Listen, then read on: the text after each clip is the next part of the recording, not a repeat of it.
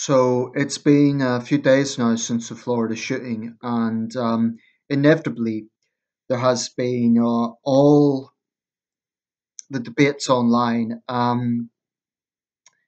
It's sometimes these debates can get quite heated, and because lives are at stake, that's understandable.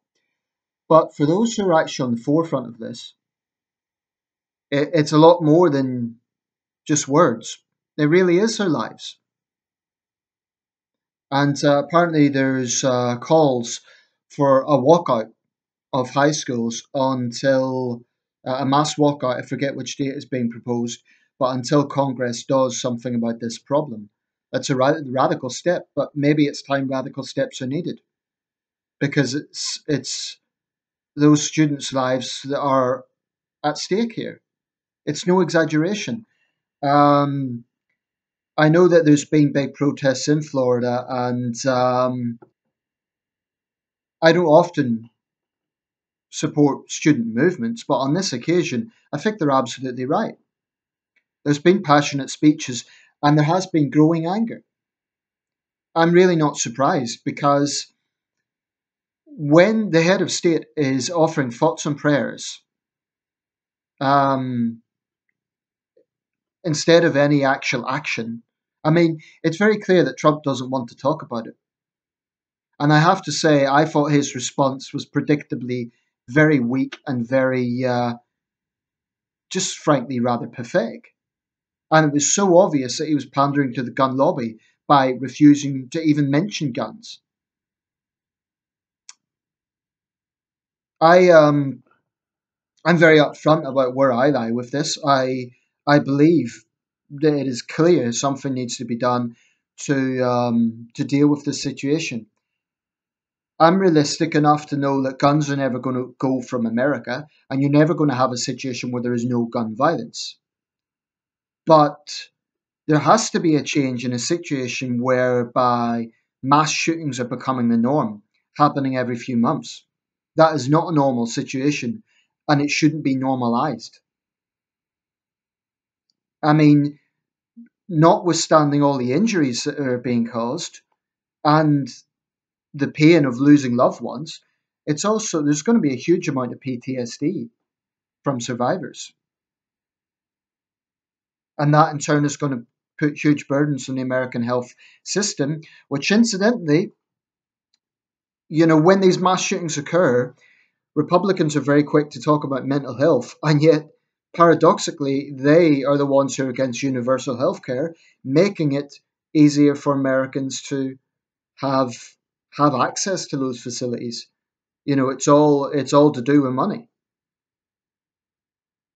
Anyway, not to go off on a tangent, but there's just so many hypocrisies, and there's an enormous amount of stubbornness as well from the gun lobby. Now, when I say the gun lobby, there's several sort of categories.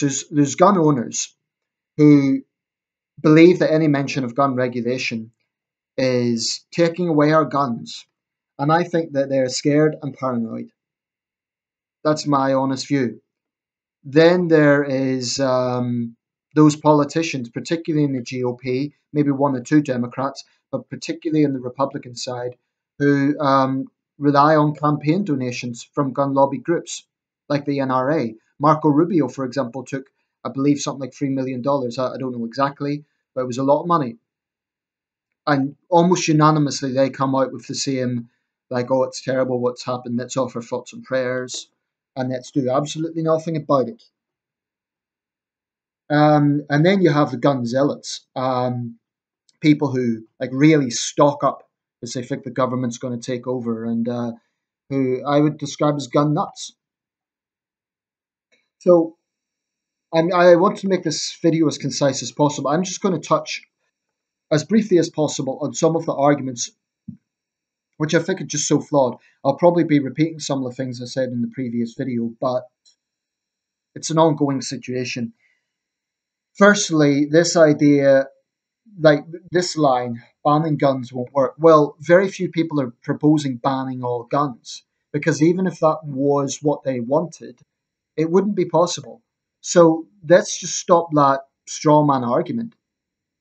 Gun regulation advocates, most of them, are realistic enough to know that you can't ban all guns.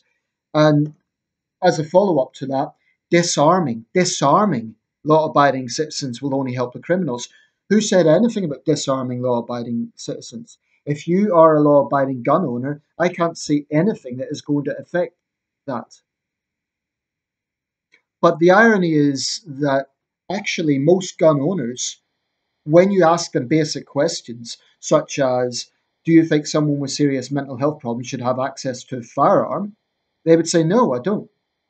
They actually agree with a lot of gun regulation advocates. They just don't realize it because they've been hoodwinked by the NRA into thinking that it's all about gun grabbing, which is a term I hate because it's factually not true. And I honestly believe the likes of the NRA do it to scare people to keep their profits high. Because if they scare people, people will continue to buy guns. It helps them. That makes sense.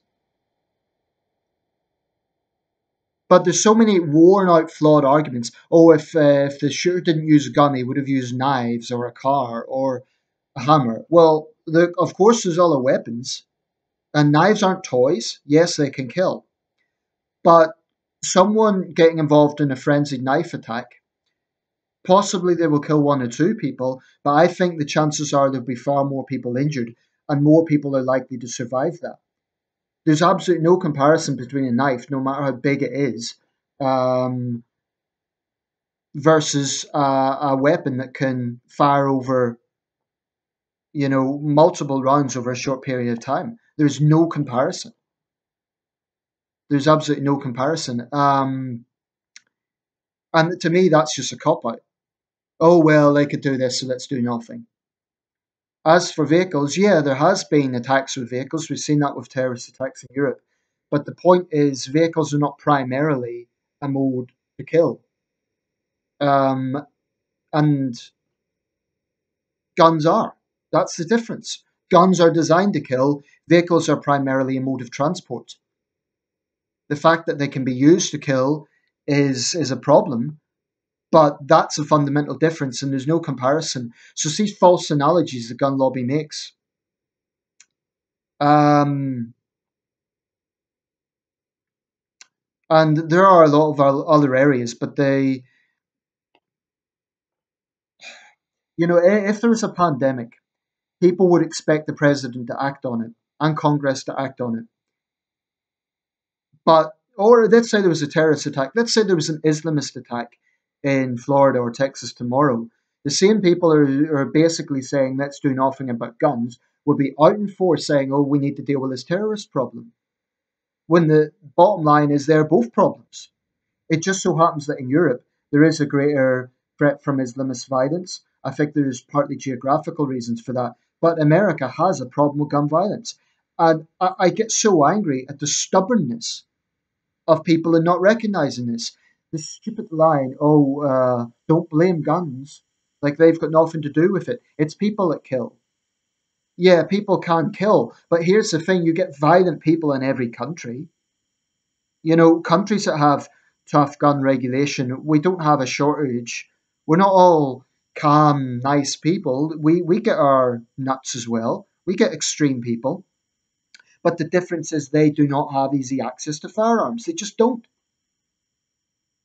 By the way, on a point of clarification, just in case anyone throws this out, someone said to me, oh, even your cops over there are not armed. Well, I live in a city of 174,000 people. It's a relatively small city. The other day, I saw armed police. So that's factually not true. Just to get that out of the way, it's not true. But so much of what the gun lobby says is not true. And it's based on paranoia. And the way I see it is they've had their way for years. Maybe it is time to try something else. In the Clinton era, after I don't know what year it was brought in, but I know the Clinton administration brought in some quite sweeping gun control legislation. That did make a difference. If you look at the number of mass shootings that have occurred in recent years, they are higher than they were in the Clinton years. And I think it's partly because in the Clinton era, the Democrats had control of the House and Senate. Now you have a situation the Republicans have control of both. Obama tried his level best, but he was always up against Republican lawmakers. And this shouldn't be a partisan issue. Unfortunately, though, there is a clear divide. Um, and this is an area I believe the Democrats are on the right side of history. It's not about banning all guns, it's about some common sense. And I get so angry with the mindset that, oh, let's just do nothing. Let's just offer thoughts and prayers and everything will continue as normal. Clearly, Nicholas Cruz, a guy who had an obsession with guns, a guy who was expressing extreme political philosophy, should not have been sold those firearms. And if it means a bit more paperwork for law abiding gun owners, so be it. That's a price worth paying. If you really are a responsible gun owner, why would you have a problem with further regulation? I don't understand that. I'll leave it there. But I have so much respect and sympathy for gun regulation advocates because they constantly have to put up with these nonsense arguments. And it's not just about heated exchanges of views. We are talking about human lives here. We're talking about people killed, maimed, and mentally wounded. And I don't blame those young students for being very angry.